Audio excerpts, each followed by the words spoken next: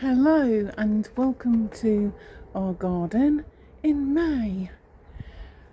This is Garden Tour Saturday, hosted by Grandma Sandy, co-hosted by at Suffolk Susie, at Growing on Vancouver Island and at Pat's Garden Life. Here's what's going on in mine and Dan's garden. Well, an interesting development. This is one of the 2 pepper plants we tried to overwinter. I put some yeast fertiliser on them the other day to try and revive them. And we do have some bits growing here now, which is good.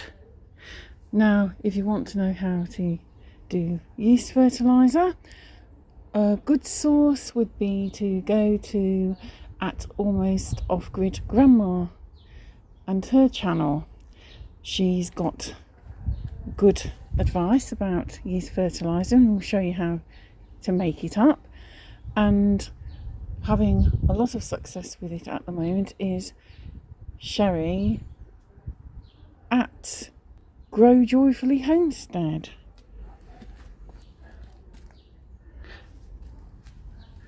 These seeds are starting to come through. These ones are the rocket or the arugula.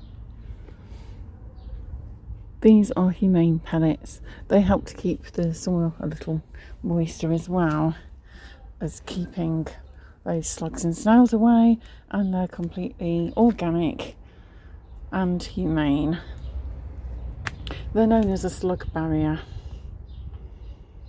Here we have corn salad.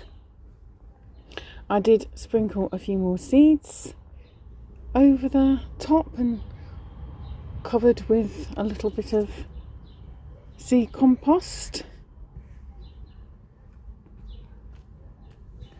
What you do with the corn salad, it doesn't grow very big. You just pick off a few leaves from each plant. This allows it to grow again, cut and come again if you like. That's the one lettuce we have left growing. A few little bits missing here and there, probably from slugs or snails, but not too bad. The ones I sowed recently haven't yet come up, but there's time yet. Sometimes we need to be patient with these things. Here are the radishes, they're going well. Again, I've planted a few more seeds in here. These ones just need to swell up now, they're nearly ready. Hopefully they will be ready to pick in a few days or so. They're growing extremely quickly. As you can see, we've now put the bark down. It's looking good. Dan's just positioned some paving slabs along to use as a footpath. The far end still needs doing. We're going to get some slate and finish that off. We won't be using the plank right at the bottom in front of the shed because for me it's a tripping hazard, so we'll be selling that on Marketplace. We have 2 for sale. Go at the other end as well, at the far end. These are some leeks. We did pick some. They hadn't been swelling out at all, but I did them with yeast fertiliser the other day, so hopefully they will pick up. Dan's dug over this bed and we've planted 3 of the tomato plants. The black raspberry plants are looking good.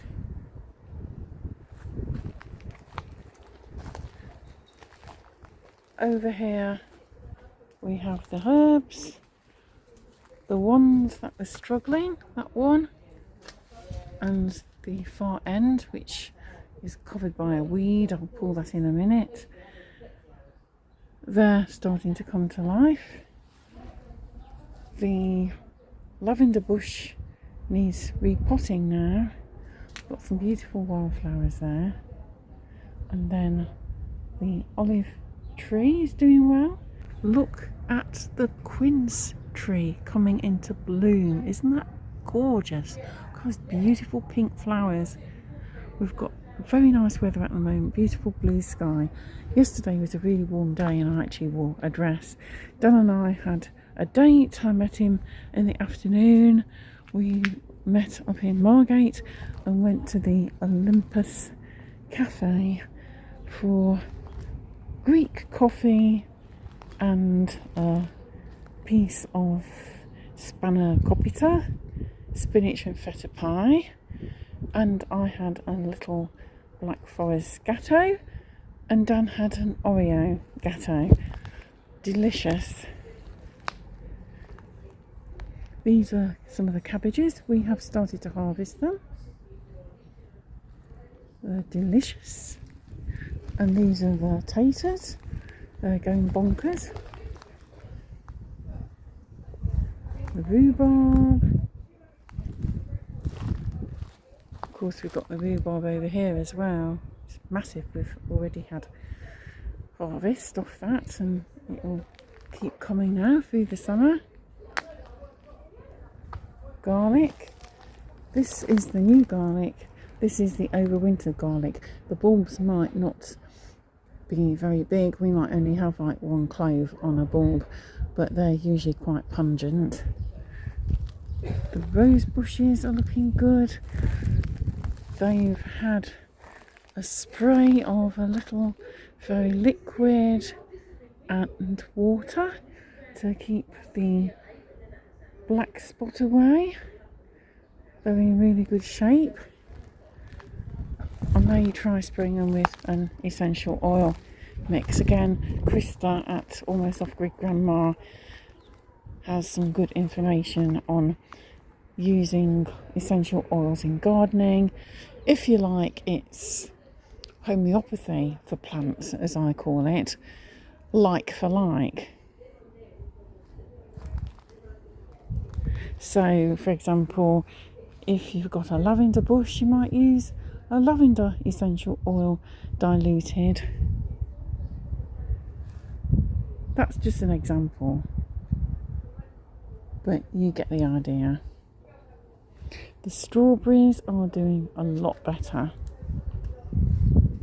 We're going to mix some manure into there as well and then put some straw around them. I think they'll be okay. More leeks. One or two of them are swelling out now, which is good. But they taste delicious. Oh look, I have a little helper here. She's running down the side. She'll be off down round the back of the houses. That was Miss Robin. And then this is our greenhouse. It's looking nice and clean and tidy.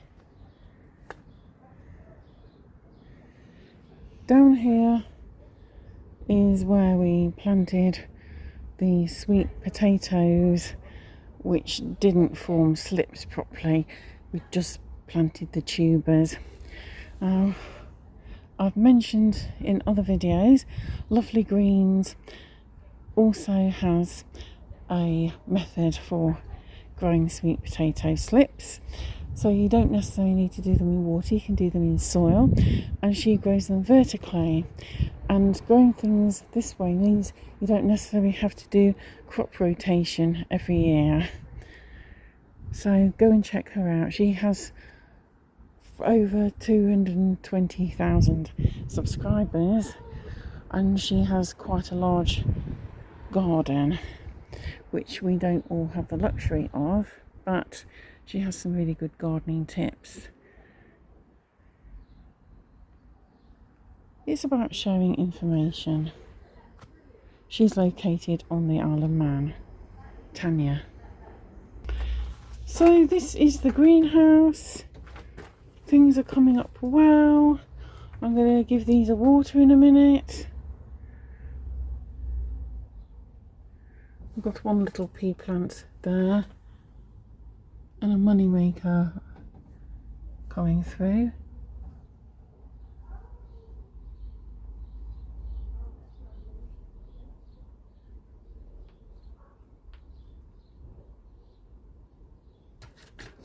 Some of these are surprised because the markers have come out, so I'm not really sure what these are. They might be peppers, I'm not quite sure. There's a few chili peppers here. These of course were the ones that have got the mould, but they're okay now. We had to throw a few away. We got them out of the greenhouse as fast as we possibly could.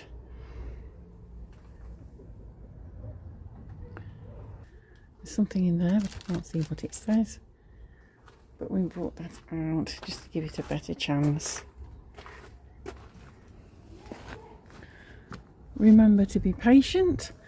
That's a tip that Sherry at Grow Joyfully Homestead talked about recently. Don't give up on your plants. Give them a good chance. Some things take a little longer than others. We need to be mindful of that. I now give things a few weeks if nothing has happened. Suddenly a seedling might pop through, and then you're happy that you've given it a chance. We've got a seagull on top of our chimney. Another little friend, this one's Arthur. Here we have cucumbers. These were from cold stratified seeds and they're doing really well. Once the true leaves have developed, then we will put them outside. There's various other things propagating. They may or may not do something. Some I don't think are going to do anything at all, but we'll give them a bit longer.